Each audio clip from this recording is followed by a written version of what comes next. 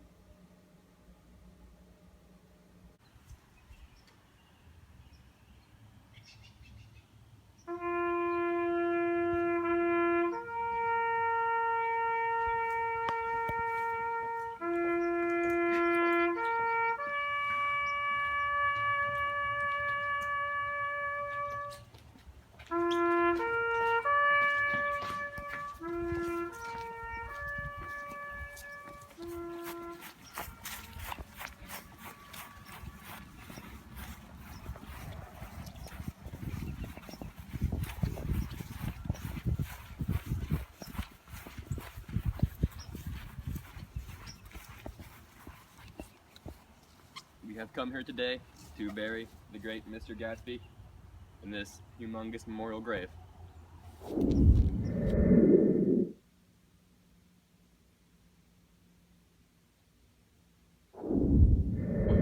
So tonight on the show, we will be interviewing the famous author of the novel The Great Gatsby, Mr. F. Scott Fitzgerald.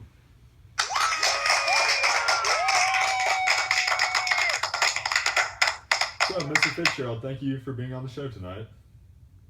Yeah. What inspired you to write The Great Gatsby? Well, I lived during the 1920s, and all they cared about back then was getting rich without having to do anything for it and partying. So that's pretty much Gatsby. Can you tell me about some of the main characters in The Great Gatsby and how they relate to your life? Well, like I said, Gatsby is the embodies the ideals of the 20s, and his old lover Daisy is based off of my wife Zelda. Can you tell us more about your wife, Zelda? Well, she influenced a lot of my work, and she was actually the one that picked out the name The Great Gatsby. She tried to divorce me one time because I was an alcoholic, but I locked her in a closet and didn't let her do that. So we lived happily. So, The Great Gatsby is basically you explaining the world around you in which you lived in. Can you give me some themes and symbols throughout your book? Well, I think the main theme of my book is that if you reach too far or try too hard, then eventually it hurts your happiness, because Gatsby did all those illegal things to get his big house and be able to throw all those parties, try to impress that one chick Daisy, and he ended up dying. So What were work some out. of the illegal things that Gatsby ended up doing throughout the novel? He would be like selling drugs and stuff. It's pretty street. So basically, you're telling us and the audience that The Great Gatsby is based off of a failed American dream and how dreaming excessively can ending up to bad endings. Is that what you're trying to say? Pretty much. He didn't really fail because he didn't get caught, so it doesn't actually count as being illegal. But you know, but he ended up dying, did he not? yeah, but it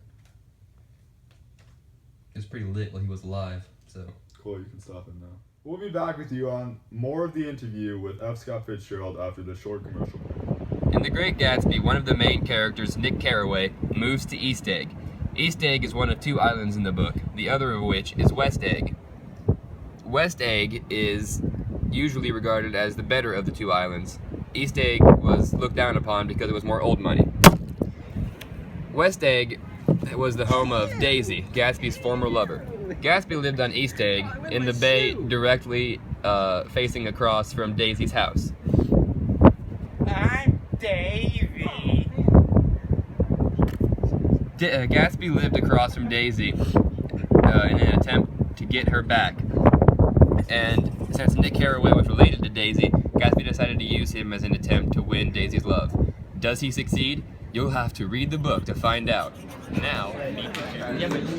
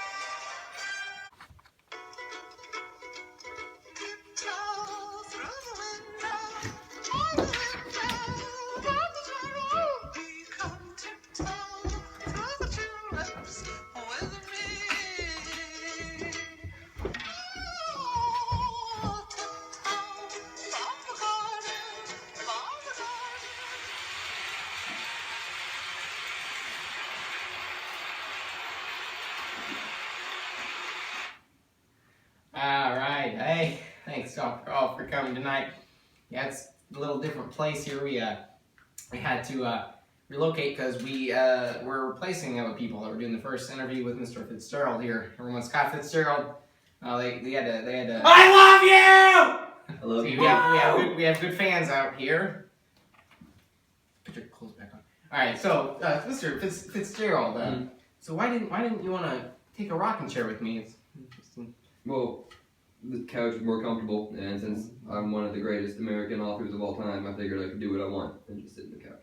Yes, you can, because you're very respected in the community of people that write books. So why did you even write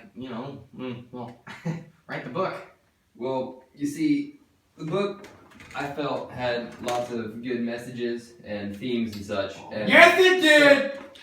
He knows. Yes. And so I felt like the general public needed to be aware of these themes because they're very important in everyday life. So I published the book with the attempt to help people make decisions, I guess, kind of. Well, there you have it, Scott Fitzgerald. Welcome to be here today.